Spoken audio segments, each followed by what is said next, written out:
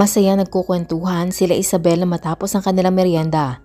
Nakaramdam siya ng panunubig kaya naman nag-excuse siya sa mga kasamahan at nagpunta sa restroom. "Hi Elisa!"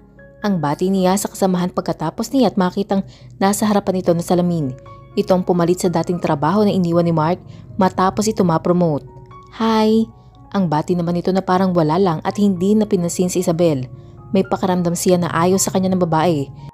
Dahil ni minsan ay hindi ito nagsimula ng kahit na anong conversation nila. Kagaya na lang ng snack nila ngayon.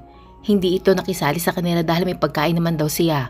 Hindi na niya pinilit dahil ayaw niyang isipin ito na masyado siyang nagmamagaling. Inisip na lang niya na naaalangan ito dahil nga sa baguhan pa ito. Ngunit ang tumagal na ay nasiguro niya na ayaw sa kanya ng babae. Nagpatuloy na siya para umihi at pagkatapos niya ay nandun pa din ang babae. Inisip niya na kung hinihintay ba siya nito dahil nandun lamang ito na tila nag-aabang habang nakasandal sa lababo. Naghuhugas siya ng kamay nang bigla ito nagsalita. "Anong nakita sa iyo ni Sir Bert?" Napataas siya ng kilay dahil sa tingin niya ay wala itong karapatang tanungin siya ng ganoon na parang kinu-question nito ang pagiging asawa ng lalaki. Alam niya at kita niya na higit siya maganda dito, na hindi naman sa pagmamayabang ay ang matatawag niyang asset talaga ay ang mukha at katawan niya. All may imperfections. Sabi naman niya, "Are you expecting that Albert would want a very outstanding woman? He will never need that because he is already one." Dagdag pa niya, gusto niyang iparting dito na ang tipo ng kanyang asawa ay isang babaeng kaya mag-submit dito. Iyong magiging pakiramdam nito ay kailangan siya at hindi iyong makikipagmagalingan sa kanya. Kaya na niyang bumuhay ng pamilya so para sa kanya ay hindi na kailangan ng asawa niya na maging magaling. Imposibleng isang kagaya mo lang ang magiging tipo niyang babae. "Sigurado akong pilit ang kasal niyo." Sagot naman ng dalaga na ikinatawa niya kaya napakunot ang noon niya. "Akalain mo at tumpak na tumpak ka?" Sabi ni Isabel. "Tama ka, pilit ang kasal namin. Pinilit niya ako na maikasal sa kanya. Sa sobrang pagmamahal niya sa akin ay siya na mismo ang gumawa ng paraan para maikasal ako sa kanya. Come on, I'm still young and marami pang pwedeng gawin sa hinaharap.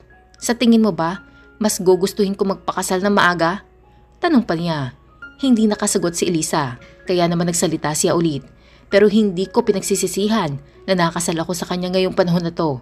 Buti na lang at nagpapilit din ako. Dahil kung hindi, maraming mga babae sa paligid ang sigurado akong gagawin ng lahat para lang makuha siya." Tapos, lumabas na siya ng restroom. Hindi na niya gusto makausap ang babae dahil alam niyang gusto din ito ang asawa para sa sarili niya. Bumalik na sa kanilang station si Isabel at nakita niyang nandun pa rin sila Dennis. "Are you alright?" Tanong nito. "Yes, why?" Ang tanong din niya. "You look pissed. May nangyari ba?" "Wala naman, may nakausap lang akong wala sa hulog." Sabi niya lang para matapos na. Hindi siya mahilig magkwento ng mga ganong klaseng bagay dahil alam niyang walang patutunguhan ito. Naisip din niya na wala namang magagawa ang babae sa kanya since nasa opisina sila. Bago mag-uwian ay pinakausapan ni Mark na dalhin ni Isabel sa marketing department ang ilang marketing plans na pinasa nila na na-check na ni Albert. Normal na itong ginagawa ni Isabel kaya naman walang pag-aalalang kinuha niya ito at pumunta na ng elevator. Pagpasok niya ay may mga kasamahan na siyang nakasabayan at medyo puno yun. Pagdating sa 7th floor at palabas na sila ay halos nagkasabay-sabay din sila. Saktong paghakbang na bigla na lang siyang natumba at bumagsak sa mismong bukana ng elevator. Sa dami ng tao sa loob at nadikit sa kanya ay hindi niya malaman kung may tumulak ba sa kanya o wala. Patayo na siya na mapatili ang isang babae at tinuro ang sahig. Ganon na lamang ang panlalaki ng kanyang mga mata dahil nakita niya may dugo doon na nagmumula sa kanya. Sinubukan niyang tumayo at tinulungan naman siya ng isang lalaki. "Are you alright, ma'am? Dadalhin ko po kayo sa ospital." Sabi nito tapos may nag-abot sa kanya ng mga dalahin niya kasama ng cellphone at tatawagan niya sana si Albert. Ngunit nakita niya itong humahangos galing sa exit stair. Naisip niya na alam na nito ang nangyari at doon na ito dumaan. Binuhat siya ng asawa at kita niya ang pag-alala sa mukha nito bago pa siya tuluyang napapikit. Natanong niya ang sarili kung bakit nangyayari sa kanyang ganoon. Natural kasunod nito si Vincent at siyang nakalalay din sa dadaanan nila. Hanggang sa ospital ay alalang-alala pa rin si Albert. Kahit na nasa emergency room na sila. "Did they found out who did this?" Tanong niya kay Vincent. Maraming tao sa elevator at nakapalibot sa kanya.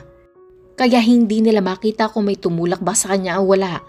Ang sagot naman ni Vincent, Find whoever he or she was that did this. I cannot put myself to rest until I get him. That's my company and I feel so worthless. Thinking she had been hurt there where there are a lot of people working for me who should have been looking after her. I didn't want to think that this was because of Alfredo. There's no way that he will act this bold even if he was only sending me a warning. This is not his style. Ang sabi naman ni Albert, they're working on it. Don't worry. You know how good they are. They will definitely find whoever he was. Sagot naman ni Vincent. Dalawa na silang hindi mapakali at pabalik-balik sa paglalakad nang lumabas ang doktor mula sa ER. How is she? Tanong agad ni Albert. She's going to be fine. Nakahinga naman siya na maluwag tapos biglang naaalala ang kanilang anak kaya napatingin siya ulit sa doktor na alam na kung ano ang kanyang susunod na itatanong. The baby is fine too. Kahit na medyo madami ang nawalang dugo ay matindi pa rin ang kapit ng bata. Sobrang healthy po ng baby kaya ganun. At pwede pa din po si Mrs. Romulo na normal delivery. Napangiti na si Albert dahil dito. Excited siya para sa kanilang anak pero alam niyang higit na excited ang kanyang asawa. Naiinip na nga ito. Hindi dahil sa daladala niya ito sa sinapupunan niya kundi dahil gustong gusto na niya itong makita. Sinabayan ni Albert ang mga nurse sa pagdala kay Isabel sa kanyang hospital room. Hindi niya maiwasan ang sobrang pag-aalala dahil sa nangyari. Buti na lang at napapayag niya ito na mag-leave muna. Pero kung hindi, naisip niya na lang na walang magagawa ang asawa dahil talagang pipilitin niya na ito lalo pat nangyari ang ganito. Ilang araw lamang na nagstay sa ospital si Isabel. Pagkatapos noon ay diretso na sila sa kanilang mansyon.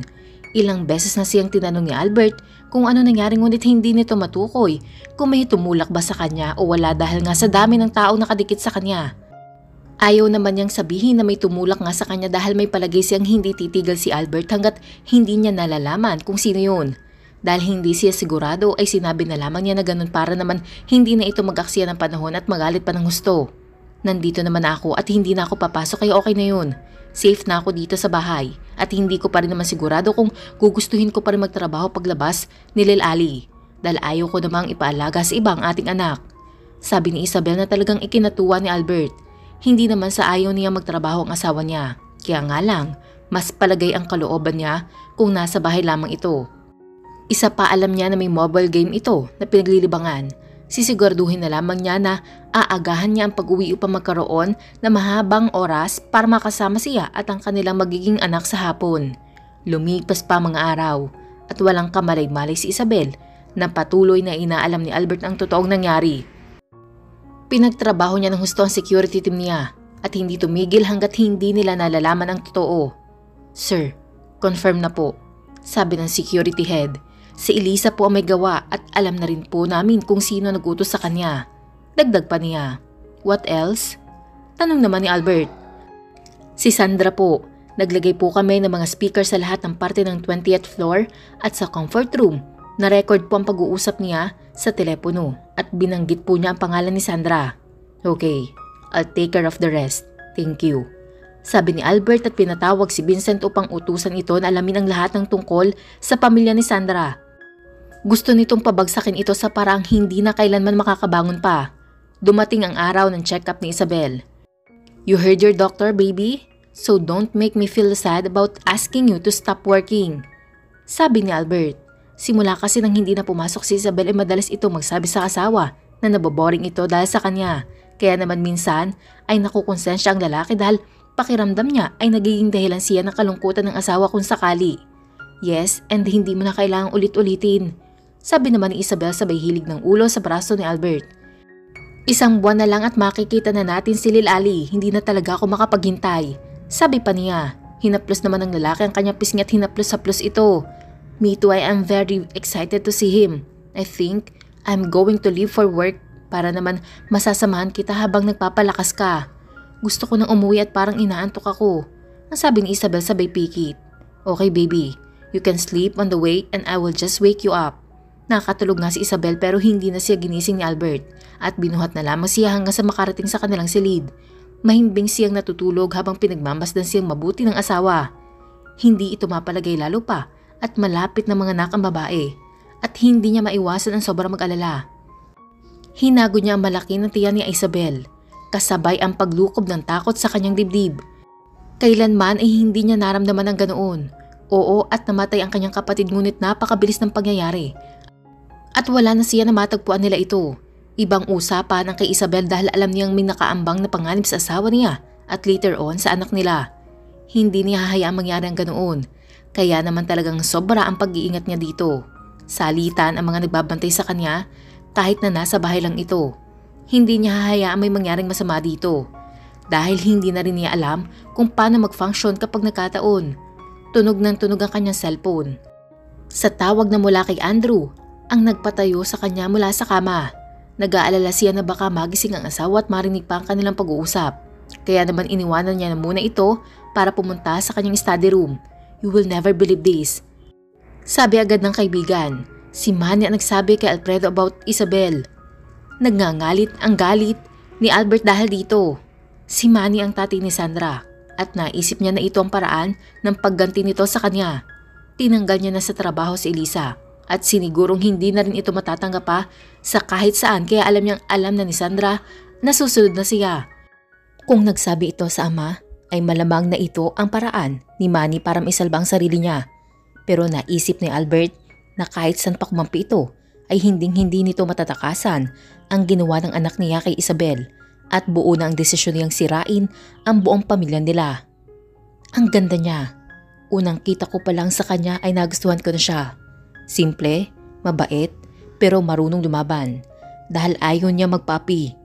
Inisip ko tuloy kung itutuloy ko pa ang dapat na gagawin ko. May matalik akong kaibigan na tumanggap ng isang delikadong misyon at iyon ay ang mag-espiya kay Albert kaya nga lamang nagkasakit ang kanyang ina. Kaya ako ang gumawa noon habang itinatago ko naman siya upang hindi malaman ng grupo ni Alfredo. Ako ang nagbibigay sa kanya ng ilang impormasyon tapos ay isinesend naman niya iyon sa kanang kamay ni Alfredo nang sa ganon ay maisip nito na siya pa rin ang gumagawa ng mga pinag-uutos nila. Hindi ko alam kung nabuko na ba nila kami. Ngunit sa tinagal-tagal ko na sa kumpanya ni Albert ay hindi pa naman nangyari na nalagay sa alanganin ng aking buhay o sa kanya man kaya masasabi kong safe pa din kami. Wala namang masyadong ginagawa si Albert, lahat ng mga meetings niya ay alam ko at ilan lang sa mga ito ang inire-report ko. Mabait siyang amo at natural ang pagiging istrikto pagdating sa trabaho kaya naman inalam ko ang punot dulo ng ginagawa ko. Kung bakit kailangan ko matyagan ang pinakamayamang tao sa bansa. Ngayon nga ay kapalagayan ko na ng loob si Isabel. Tapos nalaman kong asawa pala siya ni Albert. Bala ko sanang agawin siya ngunit nagbago ang lahat ng tuluyan kung makilala silang pareho. Siyempre hindi ko inireport ang tungkol sa kanya kay Alfredo. Mahirap na. Kaya nga lang, anong gagawin ko? Alam na ni Alfredo ang tungkol kay Isabel. Ang nakapagtataka ay kung paano niya nalaman. Sino ang nagsabi sa kanya? Sobrang higpit ni Albert at talagang pinagbawalan niya ang lahat na ipagkalat ang tungkol sa kanilang kasal. Ni hindi nga sila nagdaos ng napakagarbo para lang may sigurong hindi ito malalaman ng matanda. Ngayon, alam na niya. Sigurado nag-iisip na ito ng paraan kung paano pa makakapaghiganti laban sa mga Romulo. Nag-leave na si Isabel para masigurong ligtas siya. Alam kong ito ang gusto ng asawa niya dahil na rin sa banta ng buhay niya. Ayokong may mangyaring masama sa babae. Napakabait nito, talaga namang hinahangaan ko siya. Ang akala ko'y baliwala lang iyon kay Albert. Ngunit napatunayan kong mahal ito ng lalaki kaya naman isinantabi ko na ang nararamdaman ko kahit na nga masyado na akong nahuhulog sa kanya. Sino ba naman ang hindi? Kung bukod sa napakaganda at sexy, ubod pa niya ng bait. Very down to earth. Kahit na napakayaman dahil na rin sa pagiging asawa ng isang Albert Romulo, hindi maipagkakaila ang taglay nitong katalinuhan. Talagang kahit sino'y mabibighani sa kanya. Gusto ko siya para sa akin pero sa maikling panahon ng pagsasama namin ay natuklasan ko kung gaano din niya kamahal ang kanyang asawa. Wala na akong mahihiling pa kung hindi ang masigurong ligtas siya. Ang laki na ng kanyang tiyan nang huli ko siya makita. 7 buwan na at kita ko din naman na nahihirapan siya sa pagkilos. Ngunit ni minsan ay hindi siya nag-complain. Kahit pa nga madalas pa rin siyang nauutusan ay tuwang-tuwa pa ito at nagpapasalamat na hindi naging hadlang ang pagiging misis niya ng aming boss para maging maayos at komportable kami ng pakikitungo sa kanya. Tapos malalaman ko mula sa aking kaibigan na alam ni Alfredo kung sino siya. Hindi ko hahayaang may mangyari sa kanya masama. Sigurado ako na pinaghihinalaan na ni Alfredo ang kaibigan ko dahil hindi nito nire-report ang tungkol kay Isabel. Isang bagay na hinihiling ko sa kanya sa simula pa lang dahil nga sa unang tingin ko pa lang ay nabighani na ako sa kanya. Kailangan mo na makaisip ng paraan para mailigtas siya. Alam natin pareho makakagawa at makakagawa ng paraan si Alfredo para lang maisakatuparan ang kung anumang kasamaang gusto niyang gawin. Ang sabi ng aking kaibigan, nasa isang coffee shop kami. Hindi kami nag-aalangan na mag-usap ng tungkol sa bagay na yun dahil alam namin na walang makakarinig sa amin. Isa pa, nasanay na kami sa paraan ng pag-uusap kung saan mahihirapan ng kahit sino na maintindihan kami. Alam ko yun at sa maniwala ka o hindi ay matagal na ako nag-iisip. Kaya nga lamang hindi ko maisagawa dahil alam ko kung gaano kalakas ang puwersa na matandang yun. Lalo pat naging kaalyado na niya ang isa din sa mga mortal na kaaway ng mga Romulo sa Italy. Ang sagot ko, ang inaalala ko ay ikaw. Paano kung anong gawin niya sa'yo? Sigurado nasa panganib na din ang buhay mo. Huwag mo kong intindihin dahil kaya kong lusutan ito. Ang ikinakainis ko lang sa sarili ko ay hindi ko pa rin alam ang eksaktong lugar ng pinagkukutaan niya. Kung nalaman ko lang ay di sana, mas madali ang lahat dahil ituturo ko lang iyon kay Sir. Sabi niya at sang-ayon ako. Kapag nalaman namin ang tunay na pinagtataguan niya, siguradong madali na nga lang ang lahat dahil siguradong madadali siya ni Albert. Ano na ngayon ang pinaplano mo dahil nga balak nilang isakatuparan ang masamang balak nila kay Ma'am Isabel sa panganganak nito? Wala pa. Hindi ako makapag-isip ng maayos. Nasa 8 buwan na siguro ang dinadala ni Isabel kaya dapat na ako makapag-isip ng paraan at isakatuparan ito. Ang sagot ko naman, tingnan mo to, sabi ng aking kaibigan at ipinakita sa akin ang kanyang cellphone. Si Manny ang tumawag kay Alfredo bago ang insidente sa elevator. Malamang dahil iyon sa kanyang anak na si Sandra. Ang natanggap ng text at report mula sa telecom company kung saan inaalam niya ang phone transaction ni matanda at nandun nga ang pangalan at numero ng ama ng dalaga. Hindi ko malaman kung bakit hindi naman siya pinapansin ni Albert. Ang lakas na loob niyang ipagkalat na girlfriend siya nito. Kahit ako hindi ko siya papatulan. Natatawa na lang ako at sumang-ayon sa tawag ni Isabel dito na babaeng retokada dahil talagang mukhang lahat na lang ng parte ng katawan nito ay salamat Dok. Alam na kaya ito ni Albert? Ang tanong ng aking kaibigan. Yun din ang tanong na naglalaro sa isip ko pero malamang ay oo at sigurado akong may ginagawa na siya para sa mga ito. Nakikita ko kung gaano niya pangalagaan suportahan si Isabel at siguradong may kalalagyan ang mag-ama kapag nagkataon. Ang problema ko ngayon ay si Alfredo. Paano ko maiiwasan si Isabel mula dito? Sigurado malalagay din ang buhay ko sa panganib oras na hadlangan ko ang plano niya. Kaya nga lamang hindi ko din makakaya na may mangyaring masama sa babaeng itinatangi ng puso ko. Basta, lagi ka mag-iingat. Alam mo naman ang mga tauhan ni Alfredo. Sabi ng aking kaibigan na bago kami tuluyan naghiwalay. Nagpaiwan ako sa coffee shop dahil hindi ako mapakali. Kailangan ko makapag-isip ng paraan kung paano ko mapipigilan ang gahamang matandang iyon na masaktan at magamit si Isabel para pasakitan at gantihan si Albert. Kung tutuusin, wala naman siyang dapat ipaghiganti. Hindi lang niya matanggap na hindi pumayag si Albert sa gusto niya mangyari tapos pinatay pa nito si Sandra, ang nag-iisang kapatid ni Albert. Isang paraan lang ang naisip kong para masiguro ang kaligtasan ni Isabel at kailangan ko na mag-prepare para dito. Alam ko magagalit sa akin si Albert. Baka nga mapatay pa niya ako pero mas maigi na yun kaysa naman si Isabel ang mapahamak. Titiisin ko na lang muna ang lahat at kapag natapos ng lahat at malaya ng lumantad ang babae, ay tsaka ko itatama ang mali. Tama, gano'n na nga. Sinuwerte na maging maayos ang mag-ina ni Isabel pagkatapos niyang duguin bago siya mag-leave sa trabaho. Mahigpit na ang ginagawang pagbabantay ni Albert dito at malamang kahit nasa bahay lang ay gano'n pa din. Nalaman ko na may security agency na siya at si Andrew pa ang siyang namamahala at naka-front bilang may-ari. Mukhang malapit na ring matapos ang kasakiman ni Alfredo. Ganun na nga ang ginawa ko. Nag-resign ako sa aking trabaho at naghintay hanggang sa araw ng panganganak ni Isabel habang inihahanda ko mga kakailanganin para sa aking plano. Pumapasok pa rin ako dahil kailangan ko munang i-turn over ang lahat ng aking gawain sa papalit sa akin. Kaya nakakabalita pa rin ako. Patawarin niya sana ako kapag natapos ng lahat ng ito. Mabuti na lamang at kasama ako sa GC na kinabibilangan niya at nalalaman ko ang mga nangyayari sa kanya. Napag-alamanan ko na hindi na niya na hinihintay ang kanyang expected date of delivery at magpapa-CS na siya na bala kong gamitin sa aking plano. Mukhang inaayunan ng pagkakataon ng aking plano dahil iyon na nga ang tamang pagkakataon para may sagawang isang buwang ko na ding paghahanda. Kumusta na kaya si Isabel? Narinig kong tanong ni Mark. Papunta na sana ako ng CR pero nagdahan-dahan ako sa paglakad upang marinig pa ang iba nilang sasabihin. Maayos ayon kay Sir Vincent. Ang sagot naman ni Sean. Napahinga ako na maluwag dahil doon. Lalabas na yata siya sa ospital sa Makalawa. Matagal-tagal pa yata natin siya makakasama ulit. O baka hindi na. Pagkatapos na nangyari sa kanya sa elevator, baka tuluyan na siyang hindi papasukin ni Sir. Dagdag pa niya. Hay nako, unti-unti na talaga tayo nababawasan. Tapos ang pumapalit pa ay mga ewan. Hinaing ni Mark. Kaya nga ang saya pa naman ang samahan natin. Sang-ayon naman ni Ryan. Tapos bumalik na sila sa kanilang mga trabaho. Ready na ang sasakyan ko. Si Isabel na lang ang kulang. Kailangan ko mailabas siya ng ospital na walang makakaalam. Nabanggit ng kaibigan ko na dudukutin siya na Alfredo kaya kailangan ko siya maunahan. Siguradong gagawa sila ng paraan para maiwang mag-isa si Isabel at iyon ang kukunin kong pagkakataon.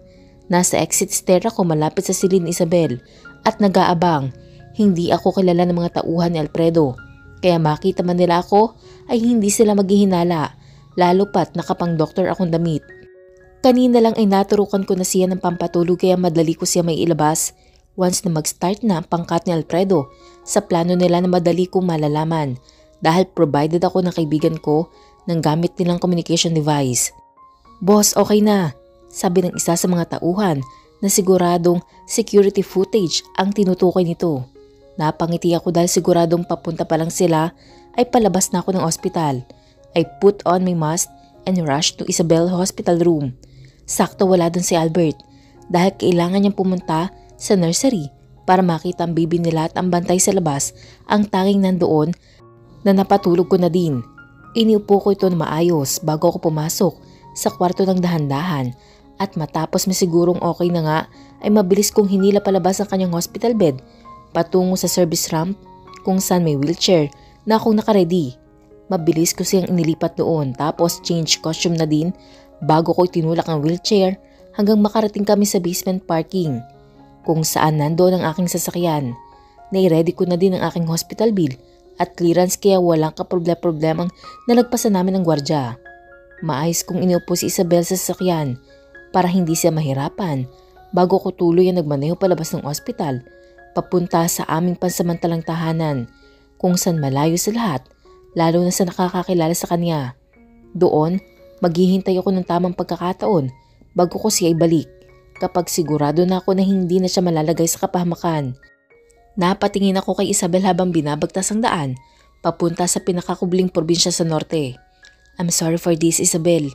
Iyon na lang ang nasabi ko dahil siguradong mamumuhi siya sa akin pagkatapos kong gawin sa kanya ang susunod na hakbang at iyon ay ang burahin ang kanyang memorya gamit ang gamot na ako mismo ang may gawa na siyang ibinenta ngayon ni Alfredo sa black market. Muli po, sabay-sabay po nating abangan ang susunod na kabanata. Maraming salamat po.